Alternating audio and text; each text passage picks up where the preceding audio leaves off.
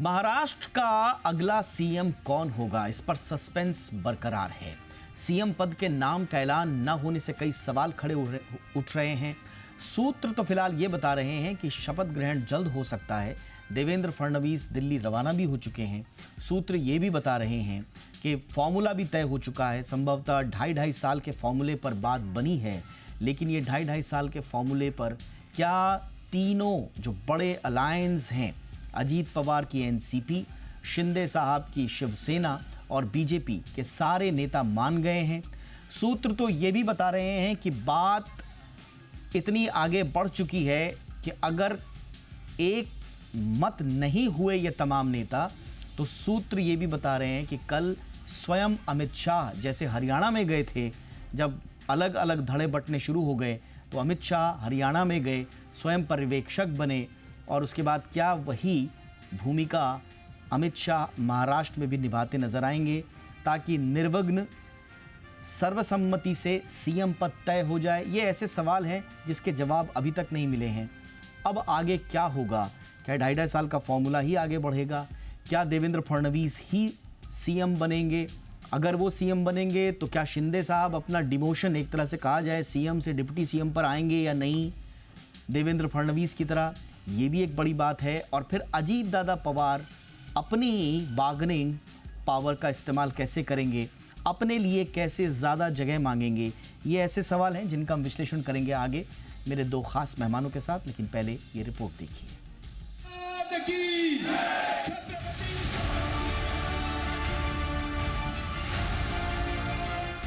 ये जश्न महाराष्ट्र विधानसभा चुनाव में महायुति को मिली भारी जीत का।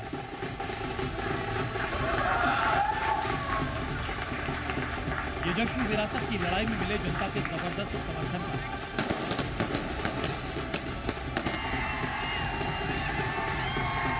महाराष्ट्र विधानसभा चुनाव में एक तरफ महाविकास आघाड़ी कमजोर साबित हुई, तो दूसरी तरफ महायुति और भी मजबूत। बीजेपी के साथ साथ एकनाथ शिंदे और अजीत पवार भी पहले से ज्यादा पावरफुल बनकर उभरे। पब्लिक का सपोर्ट मिला तो विधायकों की संख्या भी बढ़ गई। लेकिन इस बड़ी जीत के बाद भी अब तक सीएम के नाम का ऐलान नहीं हुआ। इस पर सवाल खड़े हो रहे हैं। सवाल ये कि महाराष्ट्र में सरकार गठन पर इतना मंथन क्यों हो रहा है? महाराष्ट्र में सीएम पद को लेकर इतना सोचना क्यों पड़ रहा है? रेस में सबसे आगे बताए जा रहे देवेंद्र फडणवीस का नाम अब तक फाइनल क्यों नहीं हुआ? क्या एकनाथ शिंदे फिर से सीएम पद की दावेदारी ठोक रहे हैं? क्या अजीत पवार भी सीएम पद की रेस में शामिल हो गए? क्या सीएम पद के लिए कोई नया फॉर्मूला बनाया जा रहा है? ये सवाल इसलिए भी उठ रहे हैं क्योंकि एकनाथ शिंदे और अजीत पवार पहले से ज्यादा मजबूत हुए हैं। ऐसे में गठबंधन में उनकी अहमियत को कम नहीं आंका जा सकता। महाराष्ट्र चुनाव में बीजेपी को 132 सीटें मिली, एकनाथ शिंदे की शिवसेना को 57 सीटें मिली, जबकि अजीत पवार की एनसीपी ने 41 सीटों पर जीत हासिल की। लिहाजा चुनावी नतीजों के बाद सीएम पर संशय की स्थिति नजर आई। हालांकि महायुति गठबंधन में शामिल दलों ने सीएम पद पर किसी भी तरह के तकरार से इनकार किया। अब जो एक केंद्रीय नेतृत्व है वो तय करेगा, सबकी सहमत से होगा। तीनों दलों में अच्छा सौहार्द है, सब मिलकर तय कर लेंगे। कोलिशन में बैठ के मीटिंग होगी, उसके पश्चात सही फैसला जरूर होगा और कोई ज्यादा वक्त नहीं लगने वाला है। सभी पार्टियों में तालमेल है। देश में प्रधानमंत्री मोदी जी के नेतृत्व में एनडीए में हम काम कर रहे हैं, वही एनडीए महाराष्ट्र में भी काम कर रहा है। इस बीच देवेंद्र फडणवीस, एकनाथ शिंदे और अजीत पवार को दिल्ली तलब किया गया, जिनकी शीर्ष नेतृत्व के साथ मीटिंग है। खबर है कि बैठक में सीएम के नाम पर मंथन होगा। सूत्रों के मुताबिक महाराष्ट्र में 29 तारीख को शपथ ग्रहण हो सकता है, जिसमें बीजेपी कोटे से 25 विधायक शपथ ले सकते हैं, जबकि शिवसेना कोटे से 5 से 7 विधायक और अजीत पवार गुट से भी 5 से 7 विधायक शपथ ले सकते हैं। इस बीच महायुति में सीएम पद पर जारी मंथन पर विपक्ष की बयानबाजी भी तेज हो गई। बहुमत है, बहुमत इतना बड़ा है कि वो निर्णय कुछ भी ले सकते, किसी को भी मुख्यमंत्री बनाकर दिल्ली से भेज सकते हैं। महाराष्ट्र का मुख्यमंत्री दिल्ली तय करेगी, मोदी शाह तय करेगी। वो मुख्यमंत्री ऐसा रहेगा जिससे गुजरात को ज़्यादा फायदा जो कर सकता है, वही नेता मुख्यमंत्री होगा। महाराष्ट्र के फायदे की बात नहीं होगी। दिल्ली से रवि त्रिपाठी और मुंबई से अंकुर त्यागी के साथ ब्यूरो रिपोर्ट, जी मीडिया। खास मेहमान मेरे साथ जुड़ रहे हैं। मेरे साथ कमलेश सुतार साहब जुड़ चुके हैं, जो हमारे सिस्टर चैनल बड़े लोकप्रिय जी24 तास के संपादक हैं। बहुत बहुत स्वागत है कमलेश जी आपका। लग रहा है कि आज रात तय हो जाएगा सर? होना चाहिए, वक्त कम है वैसे। इस विधानसभा का जो कार्यकाल है ख़त्म हो रहा है कल, और कल तक दावा पेश हो जाना चाहिए। अगर दावा पेश नहीं होता है तो वैसे तो उसको लेकर कॉन्स्टिट्यूशन में थोड़ा ग्रे एरिया है कि हो जाना चाहिए, कि कवायद शुरू हो जानी चाहिए, सरकार गठन की प्रक्रिया शुरू होनी चाहिए या सरकार का गठन। तो अगर कल तक प्रक्रिया भी शुरू हो जाती है, कल अगर गवर्नर को जाकर मिलते हैं तो भी प्रक्रिया शुरू हुई है मान लिया जाएगा और देर नहीं होगी। लेकिन जहाँ तक मेरा अंदाज़ या फिर मेरी सूत्रों के हवाले से जो खबर आ रही है 28-29 तक शपथ ग्रहण समारोह हो जाना चाहिए। बात अटकी है मुख्यमंत्री पद को लेकर, उस पर फैसला शायद आज आ जाएगा। देवेंद्र फडणवीस आज दिल्ली में है, मुख्यमंत्री एकनाथ शिंदे भी दिल्ली में है। चूँकि एक फंक्शन के लिए गए, ओम बिरला जी की बेटी की शादी है तो सब वहाँ पर अटेंड करने गए, तो ये मोर ऑफ अ पर्सनल दौरा है। लेकिन दिल्ली जाएंगे तो जाहिर सी बात है कि मुलाकातें होगी, बातें होगी, और शायद उसमें कोई नाम का ऐलान एक हम कुछ घंटों में अगले मतलब कल सुबह से कौन शाम है तक। सबसे आगे कौन है? देखिए दोनों ये दौरा इतना बड़ा मैंडेट है और इसके बाद में भी अगर मुख्यमंत्री पद का नाम नहीं सामने आ रहा तो इसका साफ मतलब ये है कि एक से ज़्यादा दावेदार है। एकनाथ शिंदे जिनकी अगुवाई में चुनाव लड़ा गया था, तो वो भी चाहते हैं कि फिर से मुख्यमंत्री बने। उनके पार्टी के नेता इस बात को लेकर आग्रही है कि हमारे नेता को एक बार फिर से मौका दिया जाए। उनकी अगुवाई में लाडली बहन जैसा एक प्रोग्राम आया था जो बहुत कारगर साबित हुआ है। लेकिन दूसरी तरफ बीजेपी है, बीजेपी को पिछली बार त्याग करना पड़ा था। बीजेपी की सीटें भी इस बार ज़्यादा आई हुई है, बीजेपी की बार्गेनिंग पावर इस बार बहुत ज़्यादा है। 133 उनके अपने विधायक है, साथ ही 5 विधायकों ने, निर्दलीय विधायकों ने, छोटी पार्टियों ने उनको समर्थन दिया है। तो बीजेपी की डिपेंडेंसी इस बार जो गठबंधन के साथी उन पर बहुत कम है। और बीजेपी पार्टी का कार्यकर्ता इस मूड में है कि इतनी सारी सीटें अगर आती है, इतना चुनाव में पार्टी कार्यकर्ता झोंक कर काम करता है, उसके बाद भी पार्टी को सबसे बड़ा पद नहीं मिलता है तो पार्टी का डर में गलत मैसेज चला जाएगा। अच्छा, ये जो शिंदे साहब बार बार कह रहे हैं कि हमारा कोई फॉर्मूला तय नहीं हुआ था पहले, क्या वाकई में नहीं हुआ था? ये बीजेपी में ऐसा नहीं होता, एटलीस्ट आज की बीजेपी में ऐसा नहीं होता है। सब डिसाइडेड होता है, सब तय होता है। It is just a matter of कौन से सही वक्त पे इसे अनाउंस किया जाए।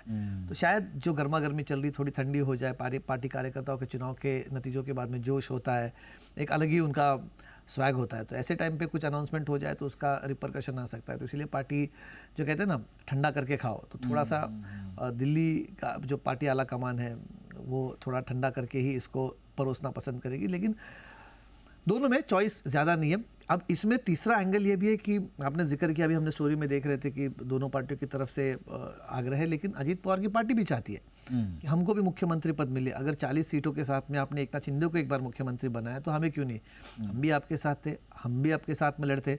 और इंटरेस्टिंगली जो लाडली बहना का जिक्र मैंने अभी किया, वो लाडली बहना का डिपार्टमेंट अजीत पवार के पास था। उनकी तरफ से तो आज बयान है कि अगर आपने फडणवीस साहब को बना दिया तो हमें कोई आपत्ति नहीं। अब तो ये थोड़ा सा ये क्या गणित चल रहे हैं? ये तो एकनाथ शिंदे का बार्गेनिंग पावर कम करने के चक्कर में। अगर उनको दे रहे हो तो हमें भी दे दो, या फिर उनको नहीं दे रहे हो तो फिर हमारा समर्थन फडणवीस को है। ये सिंपल सी बात है। ये इंटरनल बार्गेनिंग होता रहता है राजनीति में, स्पेशली गठबंधन की राजनीति में। अपने साथी दलों पर दबाव बनाने का यही नतीजा होता है। जब आप किसी एक साइड में झुक जाते हो तो ऑब्वियसली दूसरे पर दबाव बनता है। तो कमलेश जी, ये सिर्फ बार्गेनिंग पावर के लिए किया जा रहा है या एक्चुअल में? चलो एनसीपी अजीत पवार का तो मैं मानता हूँ कि चलिए 41 सीटें उनके पास, तो कितना ही वो करेंगे, बट शिंदे साहब ने भी क्या होप्स बिल्कुल छोड़ दिए कि सीएम हम कैसे बनेंगे, या वो सिर्फ इसलिए कर रहे हैं प्रेशर टैक्टिक्स की पोर्टफोलियो ज़्यादा मिले, ज़्यादा पावरफुल डिप्टी सीएम में बनूं? देखो कुछ भी, या अभी भी सीएम पद देख रहे हैं वो? नहीं, सीएम पद बिल्कुल देखिए क्या Correct देख सीएम पद का एक अपना ओहदा होता है, उसका एक अपना वजन होता है। और एक आपको याद होगा 2004 में एनसीपी के सबसे ज़्यादा विधायक चुनकर रहे थे, बावजूद इसके कांग्रेस ने अपने पास मुख्यमंत्री पद रखा था, क्योंकि 1999 से लेकर 2004 तक कांग्रेस के सीएम थे।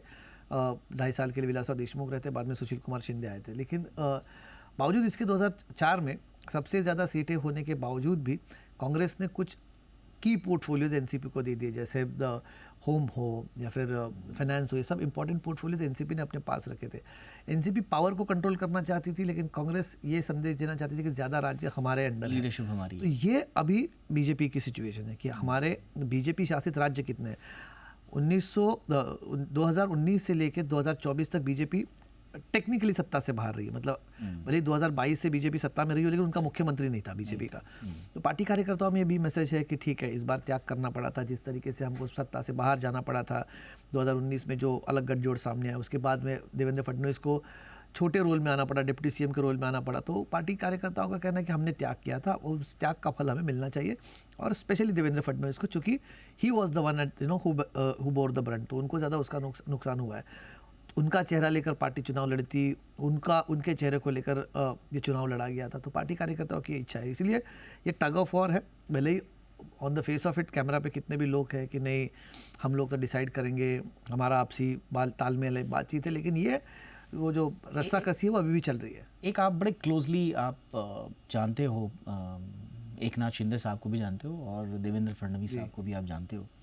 देवेंद्र फडणवीस की तो मजबूरी थी 2022 में, क्योंकि सरकार बनानी थी जी, तो ठीक है, मान गए छोटा भाई बनने के लिए, और कहा गया कि देवेंद्र फडणवीस डिप्टी सीएम का पद एक तरह से अपमान का घूंट पीकर भी मान गए उसमें, लेकिन उनके लॉन्ग टर्म उसमें स्ट्रैटेजी थी। जी। लेकिन शिंदे साहब क्या वो सीएम बनने के बाद डिप्टी सीएम पसंद करेंगे? क्योंकि फॉर्मूला एक ये कहा जा रहा है कि अगर डिप्टी सीएम नहीं बने तो फिर सेंटर में चले जाओ भाई, वहां पर आप चले जाओ। तो 40 विधायकों को अलग करके वो सीएम बन गए। आज 57 सीटों को लेकर क्या वो डिप्टी सीएम राजी होंगे या सेंटर जाना पसंद करेंगे? यार दीपक, ये उनका पर्सनल कॉल होगा, मुझे लगता है कि वो लेना चाहेंगे नहीं चाहेंगे। इससे पहले भी कई सारे ऐसे उदाहरण रहे महाराष्ट्र में। शिवाजीराव निलंगेकर पाटिल थोड़े ही टर्म के लिए मुख्यमंत्री रहे थे महाराष्ट्र के, उनको एक स्कैम के उनका आरोप हुए थे, अपनी बेटी को मार्क्स बढ़ाने के चक्कर में उनको रेजिग्नेशन देना पड़ा था, लेकिन वो उसके बाद में विलासराव देशमुख के कैबिनेट में रेवेन्यू मिनिस्टर बनकर आए थे। अशोक चव्हाण जो एक ज़माने में सीएम थे, उद्धव ठाकरे की कैबिनेट में वो उनके पास शायद कौन सा पीडब्ल्यूडी का पोर्टफोलियो था। अलग अलग ये पहले हो चुका है, मतलब वो तो उप मुख्यमंत्री भी नहीं थे, तो डिप्टी सीएम भी नहीं थे, लेकिन उन्होंने छोटे पद लिए हुए। It is about political survival. आपका आर्ट ऑफ सर्वाइवल कितना अच्छा है, आप सर्वाइव करना चाहते हो या आप मैसेजिंग करना चाहते हो। देखिए, अगर just for the sake of it, कल अगर देवेंद्र फडणवीस का नाम आ जाता है, अमित शाह कल मुंबई में आते अनाउंस कर देते, तो what option does Eknath Shinde have? तो वो क्या उसको उनके खिलाफ बगावत करेंगे, रेबेल करेंगे? वैसी सिचुएशन भी नहीं है। अगर करना चाहते तो एकनाथ शिंदे का बीजेपी के साथ ट्यूनिंग बहुत अच्छा है, तो ऐसा कोई भी कदम नहीं उठाएंगे, या फिर वाइस वर्सा होता है, या फिर एकनाथ शिंदे का नाम अनाउंस होता है। तो लेकिन ये सब इफ्स एंड बट्स वाला मामला है, लेकिन पार्टी हाईकमांड डिसीजन लेगी, उनका निर्णय लेना है। लेकिन हाँ, it's a hard choice between the two leaders, दोनों में से एक को चुनना है। एक तरफ पार्टी को खुद का अपना इंटरेस्ट भी जनरेट, लेकिन होगा 2.5 साल का। हाँ, नहीं, इसमें कई सारे फॉर्मूले सामने आ रहे हैं। बीजेपी चाहती है कि 5 साल ही हमारे पास मुख्यमंत्री पद रहे, हमने तो एक्सेप्ट किया, 5 साल हम बाहर रहे।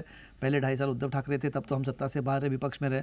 2.5 साल हम सत्ता में रहकर भी जूनियर पार्टनर के रोल में रहे, as good as not in the power थे। अब 5 साल हमारे होने चाहिए। देखिए, 2-3 इवेंट देखिए, अगला इलेक्शंस तक बीजेपी का सीएम हो ये चाहेंगे। 2025 में आरएसएस के 100 साल पूरे हो रहे, बहुत बड़े पैमाने पर प्रोग्राम्स देश भर में लिए जाएंगे। आरएसएस चूँकि बीजेपी का मातृ संगठन माना जाता है, तो देश भर में आप यू कैन जस्ट इमेजिन कि कितने बड़े प्रोग्राम्स वहाँ पर होंगे। नागपुर हेडक्वार्टर है आरएसएस का, तो ऐसे में बीजेपी का सीएम ना होना, ये भी आरएसएस से संगठन के चुनाव भी हैं शायद, संगठन के चुनाव। और अगली दूसरी चीज़ ये है कि अगले जो बातें सामने आ रही है कि अगले 2 महीनों में दिसंबर में सुनवाई है सुप्रीम कोर्ट में, जो स्थानीय नगर निगम के चुनाव है उनको लेकर। दिसंबर में उसकी सुनवाई हो जाती है, रिजल्ट आ जाता है, तो तुरंत महाराष्ट्र में जनवरी में चुनाव हो सकते हैं। पूरे के पूरे इलेक्शंस पेंडिंग है पिछले 2 सालों से, जिसमें मुंबई म्यूनसिपल कॉरपोरेशन सबसे, मतलब किसी भी कई सारे राज्यों से ज्यादा बजट रखने वाली ये लगता है कि नेक्स्ट जो बिग हाईलाइट होने वाला है वो बीएमसी इलेक्शन, तो मिनी विधानसभा ही होगा, एक बार रिपीट होगा। तो इसमें अगर जो सीएम होगा, अगर पहली बार शिवसेना, जिस तरह का शिवसेना का मुंबई में परफॉर्मेंस रहा, शिवसेना उद्धव बाला साहब ठाकरे का, पहली बार उनके हाथों से सत्ता छिन जाएगी, अगर वहाँ पर जो अभी लग रहा है अगर छिन जाती है, तो क्रेडिट उस वाले सीएम को रहेगा। तो कोई भी नहीं चाहेगा कि वो इन सब क्रेडिट अपने से चला जाए। कमलेश जी, हमारे साथ एक और मेहमान जुड़ चुके हैं, अजय उमद साहब, वरिष्ठ पत्रकार हैं, बीजेपी की अंदर की राजनीति को बड़े ही बारीक नज़र से ट्रैक करते हैं। कौन बन रहा है अजय भाई, सीएम कौन बना के भेज रहे हैं दिल्ली से? सर, ये अभी मीटिंग चल रही है संघ परिवार के सुप्रीमो मोहन भागवत जी, अमित भाई और मोदी साहब के बीच में डिसाइड होगा। महाराष्ट्र में, मुंबई में कुछ डिसाइड नहीं होने वाला है। आपको याद होगा कि गुजरात में भी जब आनंदी बहन के बाद विजय रूपानी जी को मुख्यमंत्री बनाया गया था, तब भी यही मशक्कत हुई थी और किसी ने नहीं सोचा था, लेट नाइट तक यही नाम चल रहा था। नितिन भाई पटेल जो उस वक्त डेप्यूटी सीएम थे, उन्होंने तो अपना बायोडेटा भी पत्रकारों को सर्कुलेट कर दिया था और फिर लास्ट मिनट पे नाम चेंज हो गया था। तो भारतीय जनता पार्टी की ये फॉर्मूला रही है। वहां वसुंधरा राजे भी किसी में भी सीट पे चली जाती है और शिवराज सिंह चौहान को भी चुनाव जीतने के बाद नहीं सीएम बनाया जाता। जब तक राष्ट्रीय अध्यक्ष के नाम पे सम्मति नहीं बनेगी तब तक महाराष्ट्र के मुख्यमंत्री के नाम की भी सम्मति नहीं आएगी, ऐसा मेरी अंदर के सोर्सेज से पता चल रहा है। क्योंकि बट होगा कौन? बीजेपी से ही होगा ना अजय भाई, बीजेपी से होगा ना?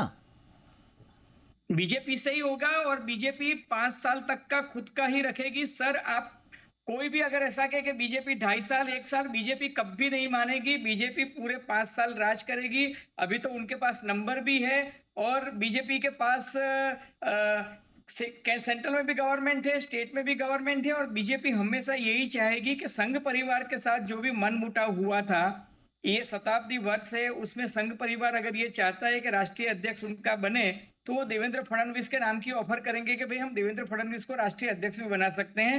तो फिर महाराष्ट्र के सीएम के नाम के ऊपर किसी दूसरे नाम का भी मंथन हो सकता है। जो अजय जी ने कहा कमलेश जी, मैं उस पर आपका पहले टेक लेना चाहूँगा। क्या ऐसा पॉसिबिलिटी है कि फडणवीस साहब को हम राष्ट्रीय अध्यक्ष के रूप में देखें और कोई तीसरा ही आके इस कमान संभाल रहे हैं यहाँ? देखो, possibilities are endless, but Fadnavis has edge on his side. उनका ही इज़ बैरली 53, 54, 53-54 साल के है वो नेता और आगे उनके पास इलस्ट्रियस करियर है स्टेट में। बट एक ही मैसेज पार्टी की तरफ से देना चाहते हैं कई लोग। कोई भी दिल्ली जाना चाहेगा तो not as part of a compromise but part of compulsion जाना चाहेगा कि मुझे पार्टी की ज़रूरत है तब मैं ऊपर जा रहा हूँ हमारा राज्य से, जैसे मोदी आए थे। रिवॉर्ड के रूप में जाए, रिवॉर्ड के रूप में, हाँ, या नॉट एज कि इनका यहाँ पर पुनर्वसन किया जा रहा है, पुनर्वास के तौर पर नहीं जाएंगे वहाँ पर। तो फडणवीस ये चाहेंगे। भले हाँ, एक चीज़ हो सकती है कि पहला टर्म उनको मुख्यमंत्री कर दिया जाए, बाद में अगर पार्टी चाहे तो उन्हें दिल्ली बुला ले, लेकिन बिना एक बार मुख्यमंत्री बने फडणवीस दिल्ली जाएंगे, ये मेरा पर्सनल हैंच है, बिना मुख्यमंत्री बने दिल्ली जाएंगे ऐसा मुझे लगता है नहीं। क्यों, देखिए अजय भाई, लगता भी ऐसा है, मतलब जितनी मेहनत मुख्यमंत्री पद के लिए, सरकार बनाने के लिए, और जितना पॉजिटिव दिखे हैं देवेंद्र फडणवीस इस पद के लिए, ऐसे क्या इतना आसानी से मान जाएंगे क्या? देखो, मानना उनके हाथ में नहीं है।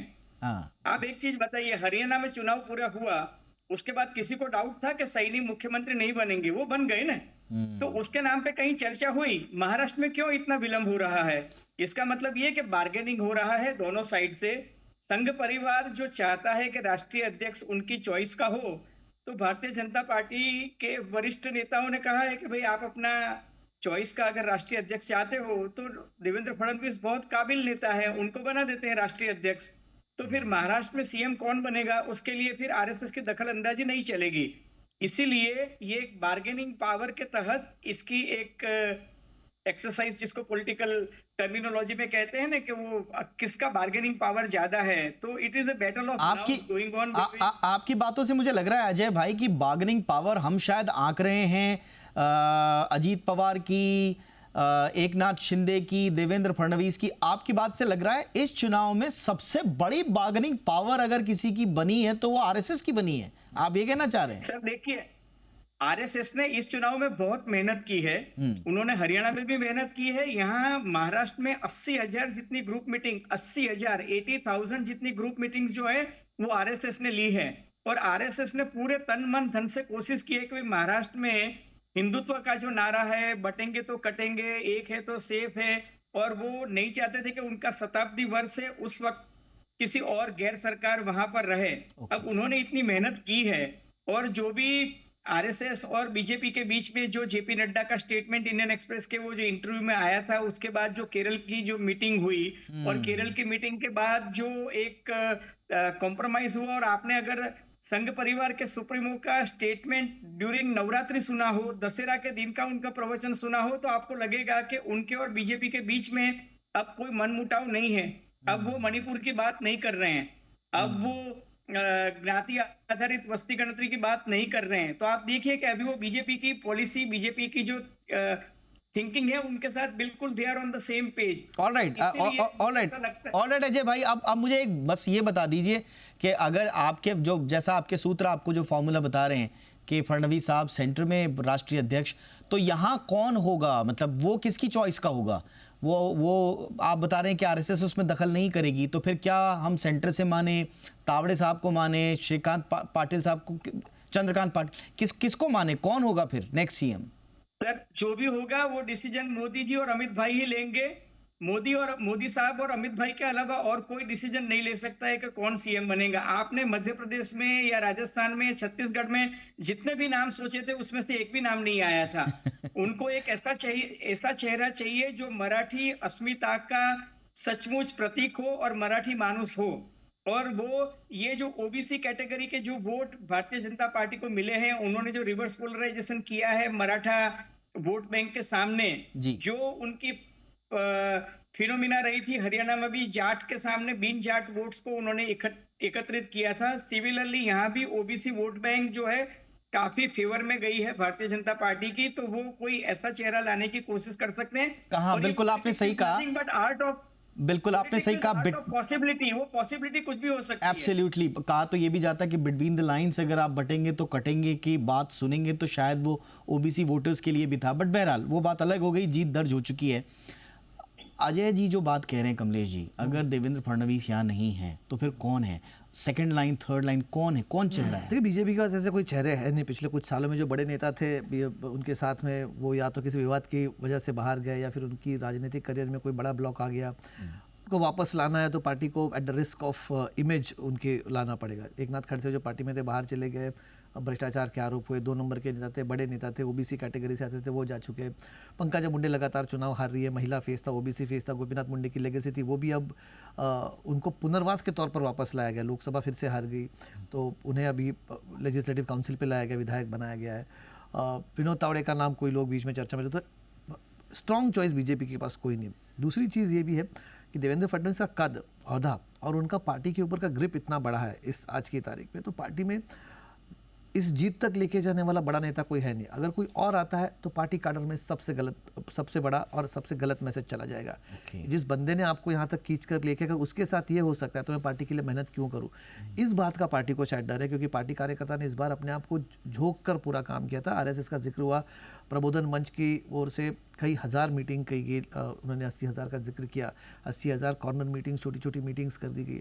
उन लोगों का देखिए, एक सिंपल से, अगर मेरे पास वक्त है तो एक छोटी सी बात बताऊँ। जिस तरह से संक्षेप में बीजेपी को 132 सीटें मिली है, मतलब स्वीपिंग उनका स्ट्राइक रेट देखिए तकरीबन 89% का स्ट्राइक रेट है। अब साथ ही उनके जो शिवसेना भी है, अजीत पवार भी, अगर एक क्लीन स्वीप महायुति के लिए था तो फिर उतना बड़ा स्ट्राइक रेट शिंदे का और अजीत पवार का क्यों नहीं रहा? बीजेपी के पास कौन सी एक अलग चीज थी जो उनको यहाँ तक? दर्शकों की जानकारी के लिए रेफरेंस दे रहा हूँ, शिवसेना शिंदे स्ट्राइक रेट है 71% का, एनसीपी अजीत पवार लगभग 70% का और बीजेपी का 89%। काफी 89। तो अगर वेव था, अगर लाडली बहना या जो भी चीज़ें बताई जा रही उनकी वजह से अगर स्ट्राइक रेट था, तीनों का स्ट्राइक रेट लगभग सिमिलर होना चाहिए था। ये डिफरेंस जो 20% का वो क्यों है? ये 20% का फर्क इसलिए क्योंकि बीजेपी के पास चेहरा था, एंड दैट चेहरा वाज देवेंद्र फडणवीस। उनके चेहरे पर वोट पड़े हैं। ये भले ही उनकी पार्टी में या फिर उनके साथियों को भले ही मेरी बात पसंद ना है, बिकॉज व्हेन वी एनालाइज, तो ये 20% का फर्क कहाँ से आया? तो ये फर्क है चेहरे का। You always have to have an option, एक ऑल्टरनेटिव आपको देना चाहिए। तो वो ऑल्टरनेटिव देवेंद्र फडणवीस थे। उनके चेहरे पर ये वोटिंग हुआ है जो उनके लिए सिंपैथी थी। हम लोग बात कर रहे हैं सिंपैथी शरद पवार के, उद्धव ठाकरे की, लेकिन ऐसी भी एक सिंपैथी देवेंद्र फडणवीस के लिए थी कि उनको किस तरह से जाना पड़ा, उनको किस तरह से डिप्यूटी सीएम का ओहदा लेना पड़ा। तो ये सिंपैथी उनकी थी, ये वोट उनका है। तो ये 20% एक्स्ट्रा जो है उसको नजरअंदाज नहीं किया जा सकता। Now we have the situation, और इस सिचुएशन के साथ ही मैं आखिरी सवाल के रूप में अजय जी आपके पास आ रहा हूँ। अगर ये टसल में तब्दील हो जाता है, देवेंद्र फडणवीस साहब को वहाँ भेजें, यहाँ रखें, और इस बीच में एक ऐसा उत्पन्न पैदा हो जाता है कि जिस एक टसल की स्थिति पैदा हो जाती है, और इसमें अगर शिंदे साहब की बार्गेनिंग पावर या बीच में वो आकर कुछ नया बखेड़ा खड़ा करने की कोशिश करें, या अजीत पवार अगर बखेड़ा खड़ा करने की कोशिश करें, उन दोनों को कैसे हैंडल करेंगे? इसका कोई फॉर्मूला है?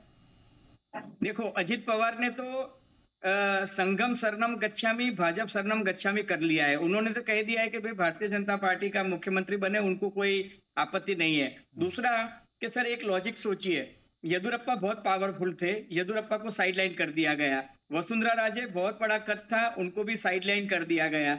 शिवराज सिंह चौहान वो भी बहुत कदावर नेता थे, उन्होंने भी मध्य प्रदेश में हार की बाजी जीत में लेके आए थे, फिर भी उनको हटा दिया गया। रमन सिंह छत्तीसगढ़। तो ये मत सोचिए कि भाई ये सब प्रादेशिक नेता बड़े हैं। भारतीय जनता पार्टी में ये नहीं चलता है, उसमें तो किसी भी एक सामान्य कार्यकर्ता को भी मुख्यमंत्री बना दिया जाता है और वो अगर हिस्ट्री रिपीट हो भी सकती है। अगर देवेंद्र फडणवीस को ही बनाना था तो सर मैं और आप चर्चा ही क्यों कर रहे हैं, वो तो इमीडिएटली बन सकते थे ना। आज 26 नवंबर है सर, आप सोचिए। हाँ। आज की जो तारीख है विधानसभा की, तो 25, अवधि हाँ। समाप्त हो रही है। विधानसभा की अवधि समाप्त होने के बाद भी ये डिसीजन नहीं आ रहा है। इसका मतलब ये है कि कुछ ऊपर के लेवल पे मशक्कत चल रही है ना। अगर देवेंद्र फडणवीस को देना ही था तो 1 मिनट लगेगा। दो बातें, बिल्कुल दो बातें। एकनाथ शिंदे को पार्टी का लीडर मनोनीत किया गया है, अजित पवार को लीडर मनोनीत किया गया है, तो भारतीय जनता पार्टी के सभी विधायक को बुला के 1 मिनट में absolutely sir. On that note, अब दो बड़ी पिक्चर हम लोगों के सामने है और दो बड़े सवाल भी। अगर देवेंद्र फडणवीस ही सीएम बनने थे तो अब तक कितना बड़ा मंथन क्यों? अगर देवेंद्र फडणवीस सीएम बन रहे हैं तो क्या फिर बाकी सारे समीकरण जैसा बीजेपी और आरएसएस चाह रहे हैं क्या वो ठीक ठाक रहेंगे? और अगर देवेंद्र फडणवीस ही सीएम बन रहे हैं तो फिर सूत्र ये क्यों बता रहे हैं कि कल स्वयं अमित शाह मुंबई आकर अपनी मध्यस्थता में राजनाथ सिंह आएंगे सर। राजनाथ सिंह आएंगे, राजनाथ सिंह। अमित शाह नहीं आ रहे? मेरी ऐसी इंफॉर्मेशन है कि राजनाथ सिंह आने वाले हैं। ओके, चलिए अब जो भी आए ये मैसेज लेकर आएंगे, मैसेज लेकर जो भी होगा मैसेज ही आता है, जैसा कांग्रेस में एक जमाने में हुआ। आप दोनों की बात सुन के मुझे लग रहा है कि अमित शाह से नीचे बात बनेगी नहीं। उनको आना पड़ेगा। But let's see, let's see. Mandate लेके आएंगे ना, वो तो सबको सुनना पड़ेगा। वो मैंडेट लेकर आएंगे, बिल्कुल बिल्कुल सही बात है। सियासत में जब बात मैसेज की होती है तो फिर दिल्ली ज्यादा दूर नहीं, सिर्फ शब्द लेकर आने हैं और वो शब्द स्वीकार्य होंगे या नहीं ये कल दिखने को मिलेगा। बहुत बहुत शुक्रिया आप दोनों का, बहुत सारे इनसाइट जानकारियां आप दोनों ने दी, इसके लिए बहुत बहुत शुक्रिया। Kamlesh Sutar sir, thank you so much आपका। अजय जी, बहुत बहुत शुक्रिया आपका भी।